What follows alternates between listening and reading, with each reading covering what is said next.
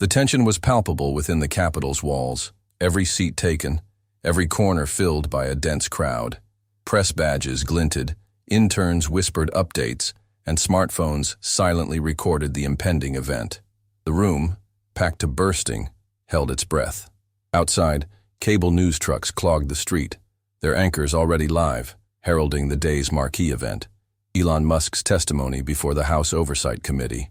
The world's richest man under oath, defending free speech and corporate power on one of the internet's most controversial platforms.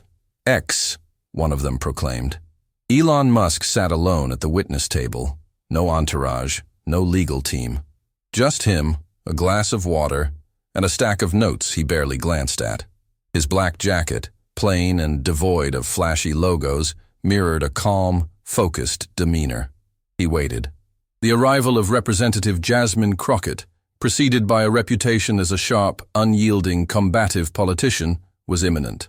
Her name already buzzed through the room, like a spark poised to ignite dry grassland. The announcement of her role in the questioning had sent a shockwave. The anticipation of a fiery clash hung thick. C-SPAN had already switched to commercial mode, while X, erupted with hashtags. Musk under oath, Crockett vs. Musk, free speech at stake. 10 minutes later, the committee chair struck his gavel. This hearing is now in session. Elon Musk straightened slightly but kept his eyes fixed ahead, his face impassive. The chair delivered the usual formalities, thanking Musk for attending and reminding everyone that the session aimed to examine government accountability and tech corporate ethics. At that moment, the door swung open, and Representative Crockett made her entrance. Her impeccable hairstyle, bright red suit, and resolute expression instantly commanded attention. She ignored Musk, aware of the cameras. After taking her seat, a young staffer handed her a printed dossier. She gave it a quick glance, but her eyes stayed locked on the man across from her. Musk watched her too, with curiosity but no trace of intimidation. As preliminary statements dragged on, the tension ratcheted up. The chair touched on themes of misinformation, government contracts, and the role of private tech firms in the public sphere. Yet everyone in the room knew the real stakes lay elsewhere. This wasn't just about algorithms or data transparency. It was a battle for power, control of the narrative, of free speech, of the digital agora. Elon Musk had defied that established order. The government wasn't used to an individual playing by different rules, especially one who didn't flinch under public scorn. Since acquiring Twitter, Musk had become a symbol, seen by some as a savior of free expression, by others as an reckless billionaire fanning the flames of public debate. One thing was certain, he didn't back down. The chair concluded his preamble. Mr. Musk, you have 5 minutes for your opening statement. Elon Musk cleared his throat and leaned toward the microphone. I'm here because I believe in the value of open dialogue, even when it's hard, especially when it's hard. If free speech only protects consensus opinions, then it's not real freedom. My goal with X is to create a platform where people can voice their thoughts without fear of being silenced. No dramatic pause, no fiery rhetoric. Just simple, clear, direct words. That's how it began. But Representative Crockett had no intention of letting him speak long, uninterrupted. Mr. Musk, in a palpable silence, Representative Jasmine Crockett's voice, sharp as a blade, cut through. You claim to defend open dialogue, which is paradoxical at best, given that the platform you run has become a veritable hotbed of hate, lies, and political manipulation. Without preamble, she went straight for the jugular. Elon Musk turned his head toward her, his gaze measured. Congresswoman, with all due respect, that's a serious accusation. I'd even say it's exactly that kind of comment that proves the need for open platforms. People need to see what others really think, whether we like it or not. Crockett didn't blink. I've seen it. And you know what I saw? I saw white supremacists sporting verification checkmarks, conspiracy theorists rocketing to the top of feeds, individuals spewing violent threats, allowed to stay online in the name of free speech. Is that your vision? Is that your idea of progress? Musk lowered his eyes for a moment, then raised them, exuding unshakable calm. Progress is inherently messy, just like freedom. Censorship, on the other hand, is neat and orderly. You just erase whatever doesn't suit you. Crockett leaned forward. You're twisting my words. No one's asking you to erase people for their opinions. We're asking why you actively promote voices that endanger lives. Incitement to hate isn't the same as free speech. Or don't you see the difference? Murmurs rippled through the room. A few heads turned. The hearing was live-streamed, and clips were already circulating. Musk kept his tone steady, refusing to match Crockett's intensity. The issue is who gets to define what hate incitement is? Congress? The same government funding secret programs to influence what people see online? If they decide, we're not protecting democracy anymore. We're shaping it. A heavy silence settled. Crockett's tone grew sharper. So you're a victim now? The billionaire CEO of one of history's most influential platforms, posing as a poor guy trying to speak truth to power? Musk hinted at a smile but held back. I'm not claiming victimhood, Congresswoman. I'm pointing out a principle. When institutions, any of them, try to muzzle dissent in the name of safety, it's a slippery slope. It doesn't stop with extremists. It ends up hitting anyone deemed inconvenient. Crockett scoffed, flipping a page in her dossier. That's rich coming from someone who once banned a teenager from tracking your private jet. I didn't ban him. I temporarily suspended a doxing account sharing real-time location data. That's about safety, not free speech. Let's not conflate the two. Crockett shot back sharply. You decide what's safety, you decide what's free speech. You're playing puppet master on a digital stage, and we're all supposed to clap. Musk tilted his head slightly, as if genuinely considering her words. I make decisions, yes, but they're not based on politics. They're based on principles. The same principles this country was built on, even if we forget them sometimes. The air in the room grew heavier. You could feel the tension rising, like a taut rope in a tug of war. No one quite knew which side the public would land on, but the stakes seemed to transcend the two figures at its center. One was fire, the other ice, and the ice wasn't melting. Crockett's voice rose. You're unleashing something you don't understand, Mr. Musk. People are radicalizing on your platform, believing lies, spreading them, acting on them. That's not freedom, it's chaos. Musk replied, calm and firm. Congresswoman, what you call chaos, I call freedom. The confrontation between Representative Crockett and Elon Musk took a dramatic turn. Denying reality and trying to suppress it, she argued, only deepens public distrust in the system. People, she insisted, aren't fools. They know when something's being hidden from them. Crockett, far from finished, was about to ignite a blaze neither could extinguish. With palpable determination, she placed both hands on the desk, leaning forward like a prosecutor about to extract a confession. The camera zoomed in slightly. No need to cue the audience for the impending escalation. Mr. Musk, I'm going to ask you a question, and I want a yes or no answer, she said, eyes locked on him. Has your platform amplified the spread of false information since you took control? Musk didn't flinch. That's not a yes or no question. It hinges on your definition of misinformation. The government's been caught red-handed labeling inconvenient truths as misinformation. Which truth are we talking about? Crockett furrowed her brow. I'll take that as a yes. He shook his head slightly. You can take it however you like, but twisting a response doesn't make it truer. A chuckle sounded from the back of the room, and a few journalists scribbled faster. Crockett's face remained stone. You've created a platform where people feel emboldened to spew the vilest, most despicable things, and they feel shielded doing it because you've made it clear there's no referee, no boundaries, just chaos. Musk tilted his head. And yet people keep flocking to it, by the millions, because it's the last place they can speak without being filtered through government-approved talking points. Crockett narrowed her eyes. Are you aware of how irresponsible that sounds? No, he replied calmly. It feels honest to me.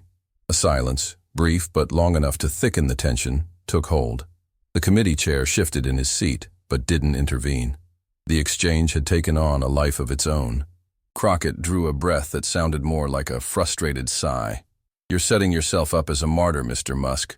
But the truth is, you're just another rich guy who bought a megaphone and now claims it's a revolution. Musk leaned forward slightly, meeting her gaze. Congresswoman, I didn't buy a megaphone. I bought a battlefield where both sides get to speak. For a second, a split second, Crockett's mouth twitched, caught between disbelief and fury. She came back hard.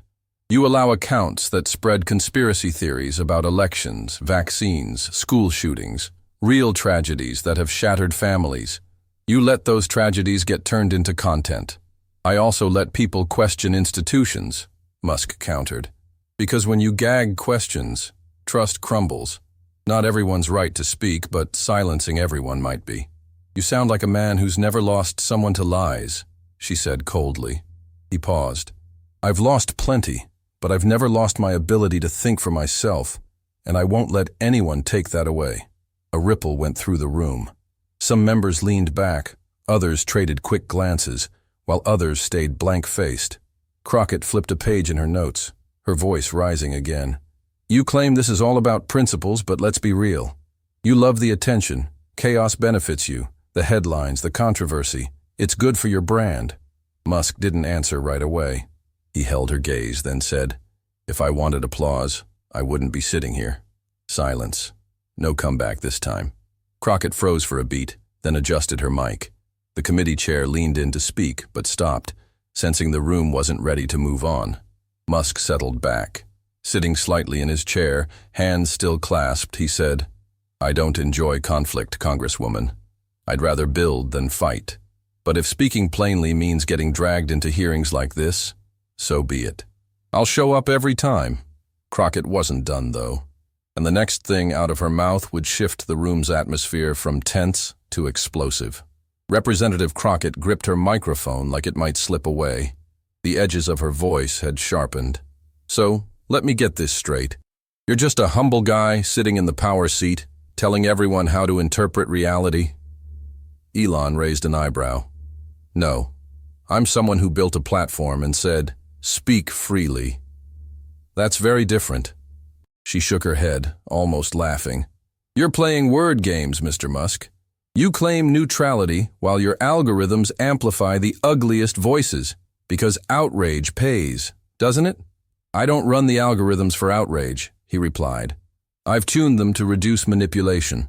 And as for the worst voices, the worst ones are the ones people try hardest to silence. Her tone turned mocking. That's poetic. Do you write these lines before bed, or do they just come to you when you're dodging accountability? Musk didn't respond right away. He just looked at her, then shifted slightly, speaking into the mic with more weight than volume. Congresswoman, I don't think it's outrageous to let people talk. It's dangerous when one side decides what's okay to say. That's how freedom dies. Not with a bang, but in silence. That line, not with a bang, but in silence, cut through the audience like a snapped string. The room went quiet. Even Crockett blinked. Behind her, a few committee members shifted in their seats. An aide lowered his pen. Another looked up from her laptop mid-type. It was subtle, but everyone felt the weight shift. Crockett, caught in that brief stillness, tried to regain control. Don't quote movie lines at me, Mr. Musk, she snapped. This isn't a script. This is real life. People die because of online lies, and you're sitting here spouting lines like a philosopher king. He didn't flinch. It's real life, and that's exactly why it matters that people are scared to speak, even when they're wrong. They don't stop thinking. They just stop trusting. She slammed her hand against her stack of notes. You know who can't hide behind intellectual gymnastics? Families of shooting victims, watching their kids turned into hashtags for clout. Nurses harassed because someone read one too many posts from your favorite free thinkers. You're handing a megaphone to cowards. Elon replied evenly. No, I'm giving a mirror to everyone. What they do with it is on them. The chair raised his gavel to step in, but Crockett was already leaning forward. You hide behind freedom because it's convenient, she said. But the truth is, you don't care who gets hurt, as long as you don't have to answer for it. You want to be the rebel genius breaking rules, but never facing the fallout. A silence passed. Then Musk leaned into the mic, voice low. With all due respect, it seems your issue isn't misinformation. It's losing control of the message. That landed. The room's atmosphere shifted instantly. Some let out faint gasps. Others leaned back, eyes wide. It wasn't loud, but it was loud enough. Crockett stared at him, eyes blazing. "Excuse me?" He didn't repeat it. He didn't need to. The silence that followed said plenty. Crockett was... Rose's voice jumped an octave, casting her as an enemy of free speech for trying to stop lies that kill. That was it, right? Musk countered that he hadn't called her an enemy, but she wanted control, and maybe, just maybe, people were tired of being told what thoughts were allowed. That's when the decorum cracked. Crockett started talking over him, voice booming, mic trembling. She accused him of twisting her words, of playing smart while dodging responsibility. The chair's gavel banged, calling for order, but Representative Crockett pressed on. She said this man was manipulating everyone in real time, posing as noble. The gavel struck again. "Congresswoman, this was a formal hearing." Musk stayed silent, just staring ahead as chaos unfolded around him. His face betrayed nothing, his breathing unchanged. He had nothing more to add. The video clip was already racing across every social platform. The public watched every second, but inside the room something fiercer was brewing, and Musk was about to feel its full force. When Elon Musk left the hearing room, public opinion had already flipped multiple times. The Capitol's marble floors echoed under his steps as aides trailed close, peppering him with questions. Reporters angled for one last shot. He didn't stop, but he didn't rush either, walking like someone who knew it wasn't over, but wasn't afraid of what came next.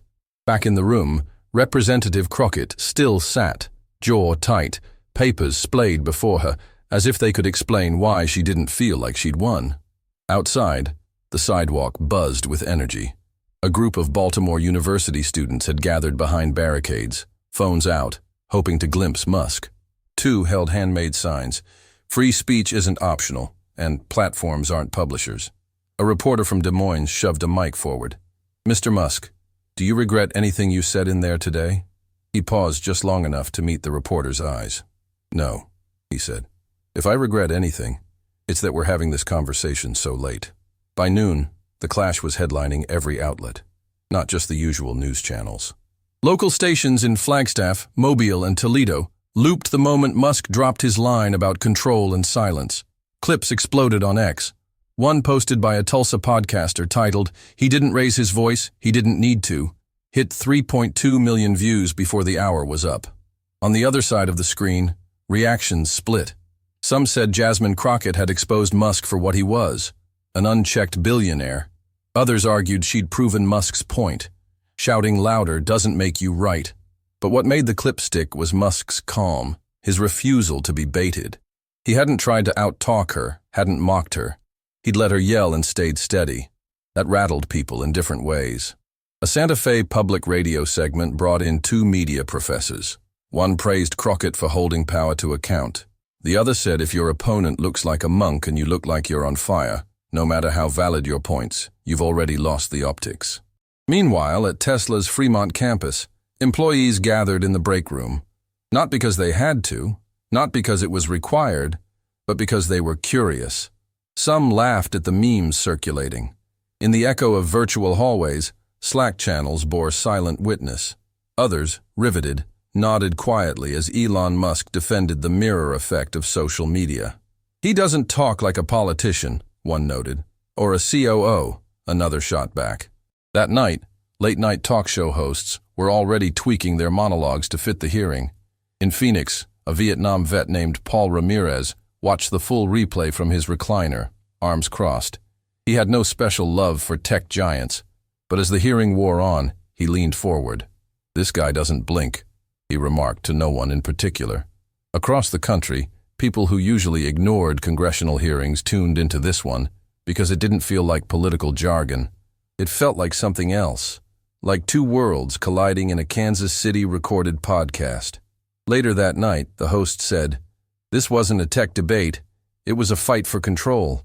Who's got it, who wants it, and who's not afraid to let it go?"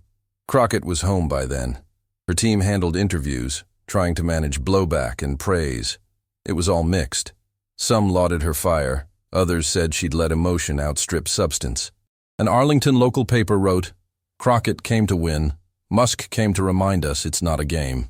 But as headlines roared, Musk's next conversation, away from cameras, would show what mattered most. Later that evening, tucked in a quiet third-floor Capitol office. Elon Musk sat across from Representative Colin Mercer of Oregon, a long-time moderate better known for listening than speaking. No cameras, no mics, just 2 chairs, a desk, and the last rays of sunlight fading through blinds. Mercer poured 2 fingers of iced tea into a glass and slid it across. "That got heated," he said simply. Musk gave a faint smile, still composed. "It usually does when the conversation's real." Mercer leaned back, studying him a moment. "You didn't blink when she came at you." "I don't take it personally," Musk replied. "I know what this is about. She's fighting for what she believes in, and so am I." Mercer nodded slowly. "You don't think some of the stuff people say on your platform is dangerous?" "Oh, it's absolutely dangerous," Musk conceded. "But so is silence. So is deciding who gets to speak based on the scotch is the limit. The moment you hit that, it's all over. You've got nowhere to go but down. From there, it's a straight shot to the bottom, where the real fun begins, the unfiltered, unpolished, raw edge of human thought. That's where X lives, and that's why it matters. Shadow banning, throttling, deplatforming, they're all just fancy words for control. The second you start curating reality to keep people comfortable, you're not protecting them. You're patronizing them. Truth doesn't come with guardrails. It's messy, it's loud, and sometimes it's wrong. But it's real, and real beats sanitized every time. Mercer said nothing for a while. Then, "You think the government's scared of the truth? I think some people are scared of losing control. And truth has a funny way of stripping power from those who rely on illusion." A silence that felt earned settled in. Elon stood, walked to the window, and looked out at the city below. Lights were flicking on. Washington wasn't sleeping anytime soon. "You know," he said, "I didn't buy X to make friends. I didn't even buy it to make money. I bought it because the world needs places where people can argue, screw up, grow, not sanitized playgrounds. Real places with real stakes." Mercer let out a breath. "You realize how rare it is to hear someone say that in this building?" Musk glanced back. "That's part of the problem." A security guard passed the window. Sirens wailed in the distance. Musk turned back to the desk. This wasn't about me and Crockett. He argued it was about whether we still think people can handle truth, or if we've decided they need it spoon-fed, filtered, pre-approved. Mercer leaned in, thoughtful. "You believe people can handle the truth?" Musk said, "Not always, but that's not the point. We don't get to gatekeep reality because it's inconvenient. That's the fast track to total control." Mercer nodded again, quiet and pensive as Musk grabbed his coat. Mercer added one last thing. "You know she'll be in the spotlight for days, right? That line you dropped. It's already on t-shirts." Musk shrugged. "People remember simple truths. You don't have to shout them." He paused at the door. "The more people scramble to shield others from speech, the more I wonder who they're really protecting, and from what." With that, he left the room. In the hallway, a cleaning crew emptied trash bins. One looked up, startled for a second, then gave a slight nod, recognizing him. Musk nodded back, not out of pride, just habit, and kept walking. No words, no press waiting, just a man stepping away from the noise, like he had better things to do. And maybe he did, because truth doesn't always roar. Sometimes it just waits for the clamor to die down. And when it does, it's still there. If there's a lesson in all this, it's this. Keep your cool in the noise, speak plain even when it's tough, and never trade silence for comfort. Not when truth's on the line. If you liked what you heard, subscribe for more bold takes that cut through the racket.